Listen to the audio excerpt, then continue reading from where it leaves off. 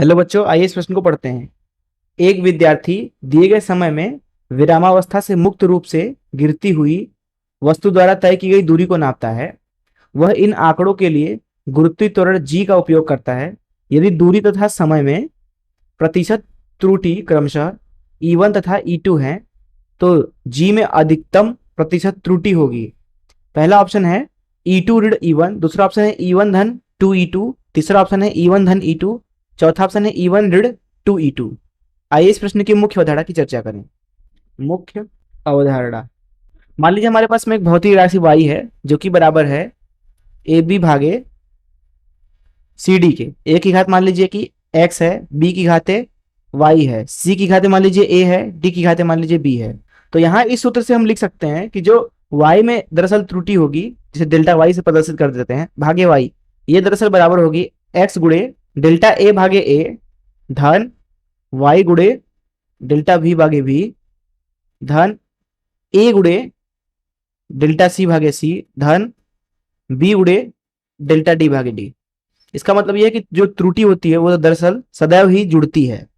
हम क्या करते हैं कि दोनों तरफ 100 से गुणा कर दें तो यहाँ मिलेगा डेल्टा y भागे y गुणे 100, ये बराबर हो जाएगा आपका x गुणे डेल्टा a भागे a गुणे 100 धन y गुणे डेल्टा b भागे v गुणे 100 धन a गुणे डेल्टा c भागे c गुणे 100 धन b गुणे डेल्टा d भागे d गुणे 100।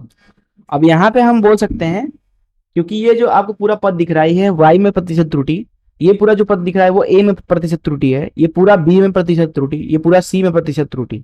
तो यहाँ पे हम लिख सकते हैं कि जो y में प्रतिशत त्रुटि होगा, जिसको हम डेल्टा y प्रतिशत से दर्शा देते हैं, वो बराबर होगा x गुणे a में प्रतिशत त्रुटि अर्थात डेल्टा a प्रतिशत धन y गुणे b में प्रतिशत त्रुटि, जिसे हम डेल्टा b प्रतिशत से दर्शा देते हैं, धन a गुणे c में प्रतिशत त्रुटि डेल्टा c प्रतिशत धन b गुणे d में प्रतिशत त्रुटि अर्थात डेल्टा d प्रतिशत।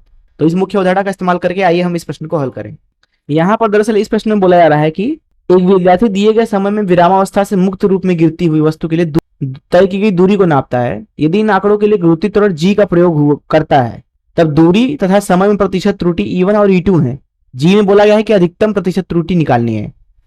तो अगर हम यहाँ पे एक गेंद ले लें, मान लीजिए यह हो गया, इसको हम मुक्त रूप में छोड़ दें गिरने के लिए, अर्थात u बराबर 0 से इसको छोड़ दिया गया, तो जो भी ये दूरी तय करेगा उसका s मान से, अगर उसे s से दर्शाएं तो s का मान लिखा जाएगा ut, मतलब u का मान क्योंकि 0 है तो यहाँ आएगा 1/2 g t का वर्ग। तो यहाँ पे हम लिख सकते हैं कि डेल्टा s भागे s बराबर होगा, क्योंकि ये 1/2 एक संख्या लिखी हुई है तो इसमें त्रुटि 0 के बराबर होगी, तो वो तो गायब हो जाएगी। तो यहाँ आ जाएगा डेल्टा g भागे g धन t की घात 2 है वो आगे आ जाएगा, जैसा कि हमने मुख्य उदाहरण में देखा, यहाँ आ जाएगा डेल्टा d भागे t के बराबर।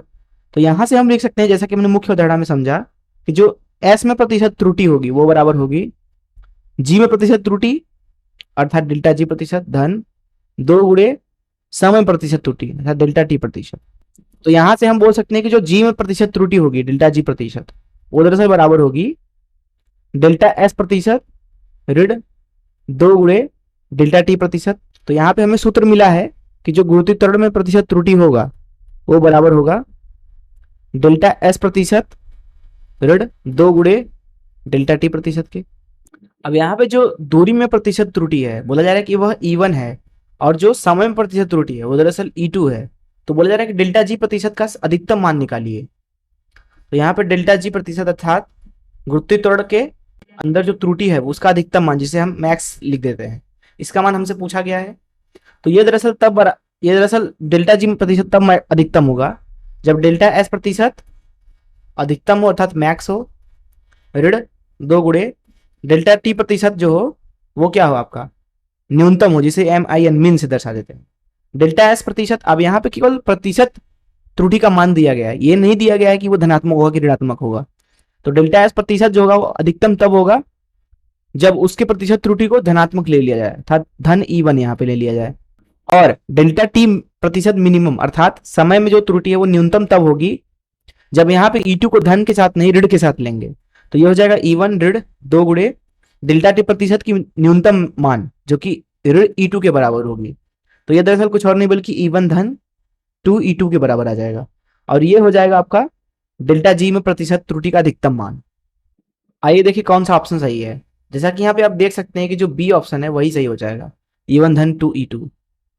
मैं आशा करता हूँ कि आपको इस प्रश्न का हल जरूर समझ में आया होगा। धन्यवाद।